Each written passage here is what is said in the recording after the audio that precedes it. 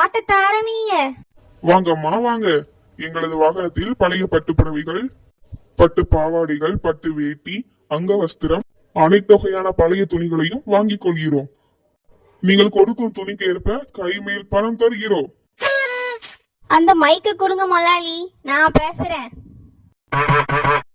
வாங்கம்மா வாங்க. எங்களது வாகனத்தில் அனைத்து வகையான பழைய துணிகளையும் வாங்கிக் கொள்கிறோம். அந்த பழைய துணி எந்த நிலைமையில கிழிஞ்சிருந்தாலும் சரி, நாங்க அதை வாங்கிக் கொள்கிறோம். 2, 3, 4 கிழிஞ்சிருந்தாலும் பரவாயில்ல. பழைய புடவை, நைட்டி, சுடிதார், சட்டை, பேண்ட், பனியன், கிழிஞ்ச ஓட்ட விழுந்த சட்டி எதுவா இருந்தாலும் பரவாயில்ல, கொண்டு வந்து கொடுங்க. பணத்தை அள்ளிக்கிட்டு போங்க. ஏன் கலர் குருவி, பழைய ஓட்ட சட்டிலாம் சொல்ற? யாராவது போட்டுட்டு இருக்கத கலத்தி கொடுத்துட்டு போயிட போறாங்க. இதான் முதலாளி தொழில் ரகசியம். இப்ப பாருங்க கூட்டம் எப்படி வருதுன்னு. முதலாளி, கூட்டத்தை பாத்தீங்களா? ஆமா கலர் குருவி, எல்லாம் பாத்துக்கிட்டே நிக்குது, ஒண்ணு கிட்ட வர மாட்டேங்குதே. இருங்க முதலாளி, ஒரு 5 நிமிஷம் நிப்போம். புதுசா பார்த்தோன்னா உங்களுக்கு ஒரே பதட்டமா இருக்காதா? ஏங்க, என்கிட்ட நிறைய பழைய பட்டு புடவை இருக்குங்க, அதை போட்டு நான் காசு வாங்கிக்கவா? துணி விக்கிற விலைக்கு இவங்க கிட்ட துணியை கொடுத்துட்டு புது துணி எடுக்க போனா யானை விலை குதிரை விலை சொல்றாங்கடி. இல்லங்க, நம்ம பையனுக்கு 5 வயசு ஆகுது. அவன் 4 வயசா இருக்கும்போது வாங்கின ட்ரெஸ் எல்லாம் இப்ப சேரவே மாட்டேங்குது.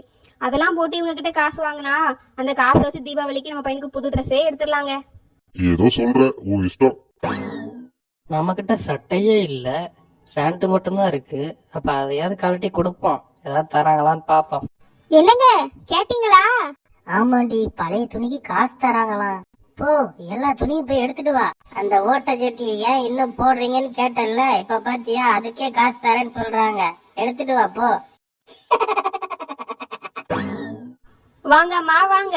எங்களது வாகனத்தில் அனைத்து வகையான பழைய துணிகளையும் வாங்கிக் கொள்கிறோம். அந்த பழைய துணி எந்த நிலைமையில கிழிஞ்சிருந்தாலும் சரி, நாங்க அதை வாங்கிக் கொள்கிறோம். 2, 3, 4 கிழிஞ்சிருந்தாலும் பரவாயில்ல.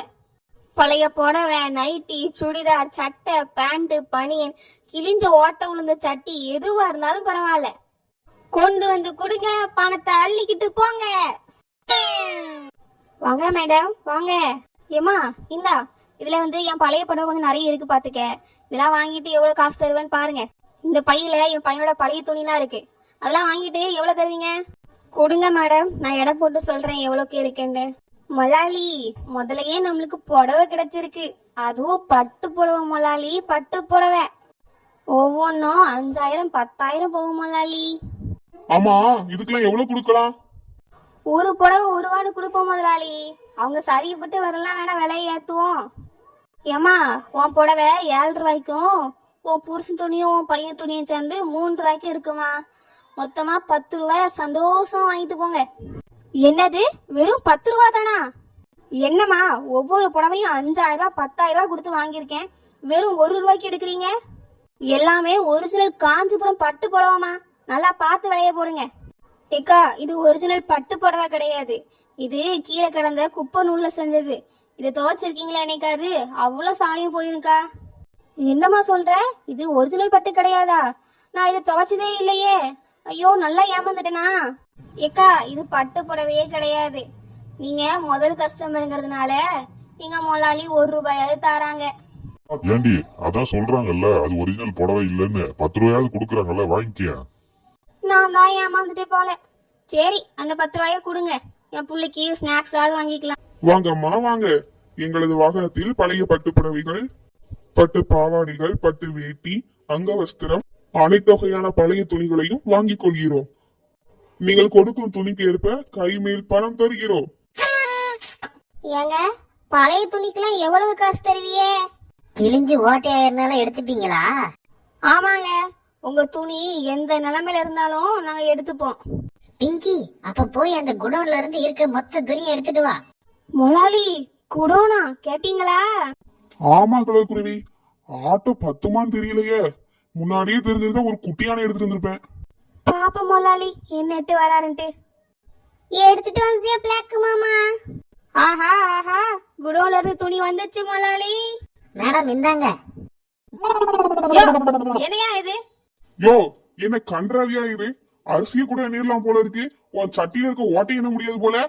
ஏமா இத பத்தி தப்பா பேசாதம்மா, இது எங்க தாத்தா காலத்துல இருந்து யூஸ் பண்ணிக்கிட்டு இருக்கோம். நாத்து முடிச்ச பயவுலா, ஒரு சட்டியான கூட காசு இல்லாமையா 3 தலைமுறையா யூஸ் பண்ணிட்டு இருக்கீங்க. நீ பனியன் டவுசரோட வரும்போதே நினைச்சேன்டா உன்கிட்ட ஒண்ணுமே இருக்காதுன்ட்டு. குடோன்ல போய் எடுத்துட்டு வரேன்னு சொன்னா நான் கூட ஏதோ பெருசா கொண்டு வரையோ நம்பிட்டேன். கிறுக்கு பயல, வெறும் வாட்டர் ஜட்டியை போய் எடுத்துட்டு வந்திருக்கா. இதுக்கு ஒரு 10 பைசா தான் தருவேன். 10 பைசா ரொம்ப கம்மி தான். ஆமா, அது இருக்கிற ஓட்டைக்கு 10 பைசா கொடுக்கறதே ரொம்ப அதிகம் தான். முதலாளி, இந்த வாட்டர் ஜட்டியை வச்சு நம்ம என்ன பண்றது? அட கலக்குருவி, நான் அப்பவே சொன்னேனா கிழிஞ்ச துணிலாம் கேட்காத போட்டுக்கிறத கலத்தி கொடுத்துருவாங்கன்ட்டு. நம்பினியா நீ?